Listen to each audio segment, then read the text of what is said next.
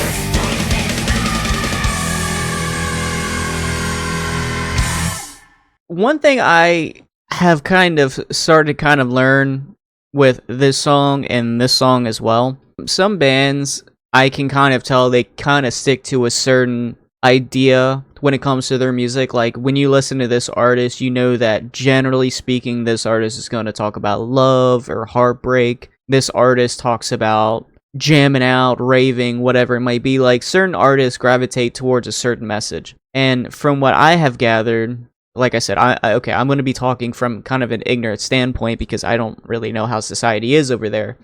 But it really gives me the idea that they kind of feel like second-class citizens.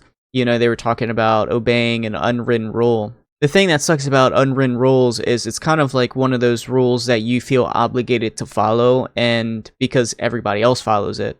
And when you don't follow this unwritten rule, you're going to be an outcast. You're going to get public ridicule. They just kind of want to be able to kind of live in a way that they want to live without having to obey, whether it's unwritten rules or, I guess, whatever society throws on them. For example, I don't exactly know, but I believe when it comes to, they're not allowed to show their hair. You know, they're always supposed to be wearing something over their head because from what I hear, by exposing their hair, you know, like other men might find them attractive and they might be more willing to cheat on their partners, or it's not very ladylike to expose your hair. I'm not exactly sure. Like I said, I'm speaking from a place of ignorance, so definitely educate me on this. I've really just gathered they talk about societal issues that they perceive in the world, and it's definitely the thing about music is you can talk about things that you wouldn't necessarily be comfortable talking about. So this is a platform that you can kind of let everybody know how you feel about something. And, you know, the one good thing about the internet, when there's a laundry list of negative things, the one good thing about the internet is that if you ever feel alone or you feel a certain way and you kind of voice it, that there are other voices somewhere else in the world that feel that same way. So you can find like a community and you can kind of find people, your own people that share similar opinions and share a similar mindset to yourself. So then you realize like you're not the one suffering alone with this opinion or this issue that you face. God, hold my tears when I see a girl crying. She lost her trust to the world and to the source of her love. I'm going to try to correlate this with generally what I think this band kind of talks about, societal, I guess, norms. Her love, trust to the world, the trust that she's going to be able to be treated as everybody else is treated, not as a second-class citizen, being able to live in a just world, one where she's treated as an equal. She's not forced to kind of live in a rigid, unspoken, whether it pertains to religion or just unwritten rules, where she can't show her hair, she can't show any skin or anything of that nature, where she lives in, from me living in America, she lives in an unfree society. Where did the kind angel go when she needed it so bad? Even though the angel is gone, but I won't be silent when she's blamed. My initial interpretation when it comes to this kind angel, when she needed it so bad, I've kind of interpret the kind angel as hope. If you kind of replace kind angel with hope, where did the hope go when she needed it so bad? Of course, I'm kind of piggybacking off the idea that, you know, she's lost hope in, you know, living in a just world, being seen, you know, equal footing as everybody else. Even though the angel is gone, but I won't be silent when she's blamed. Who would blame the kind angel? Maybe the kind angel, like I said, gives her hope for a better future, and maybe those people that have been treating her as a second-class citizen, maybe those people blame that angel for giving her false hope that the future could change for the better. Maybe they're blaming this angel for these false hopes and dreams that this girl might have. Because our body is not public property, we have no place for the dirty mind. Our body is not public property, we have no place for the sexist mind. I feel this kind of goes back to what I was trying to say. I probably didn't say it very well, but where you have to wear the thing over your head because if you show hair, it might attract male attention. And that male attention probably isn't your partner, and so it might be seen as revealing or not ladylike. Guys might get the wrong idea that by showing your hair, you want that male attention. You're kind of promiscuous. That's what I kind of imagine could be kind of going on when it comes to the dirty mind, sexist mind.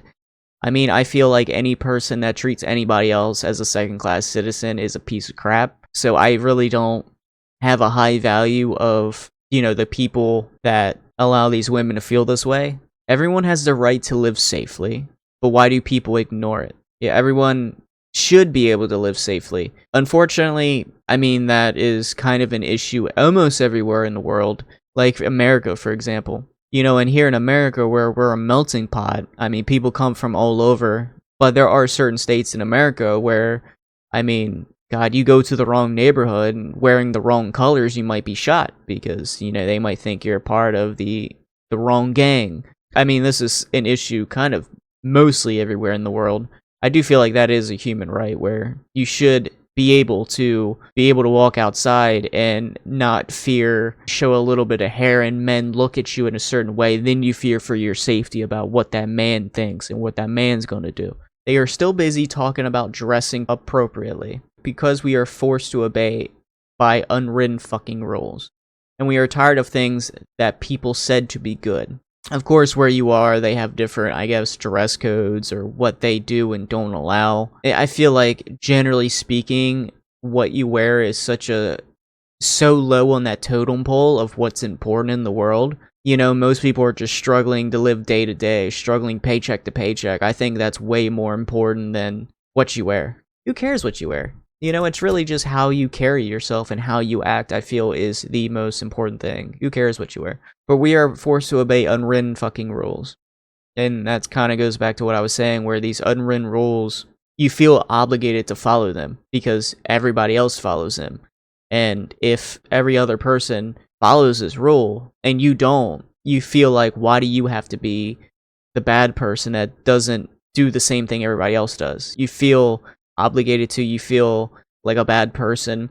You're perceived probably by society who follows these rules as, now you're just being painful, you're being difficult, you know, just do what everybody else does. We are tired of things that people said to be good. For me, for somebody else to tell me what is right and what is wrong, I feel like that is almost kind of condescending. So when somebody says, hey, you got to do this because it's a good thing to do, my initial thought is, go F yourself. Don't try to put on me what you feel is good and bad. I have my own freedom to think and act how I feel. So I feel like people that try to tell me, oh no, you have to do this because it's good, you know, I feel like it's almost kind of condescending and they're trying to take away my freedom of choice away. I understand the frustration. If people say you have to wear this thing over your head because it's the right thing to do and it's the morally good thing to do, it's like, but you don't have to abide by the same thing. Only me as a woman have to. So that's kind of where I get the idea of like second-class citizens. And this is how the fight will be remembered. This is how the voice gets stronger and louder. Yeah, and that's kind of what I was saying is, the one good thing about the internet is it allows you to voice your message out there. What's difficult is you have all these people that feel a certain way, but they're scattered everywhere, all over the place. And so the internet is a thing that does connect everybody. When you send your message out onto the internet and you find, oh, this person feels this way, this person feels this way, this person feels the same way I do. More than just people in her country, you're finding people all over the world. Like me, I live in America. I live all the way across the globe from her, and I agree with her. So you find that this isn't just something that is local. This is people that feel the same way as me all across the world.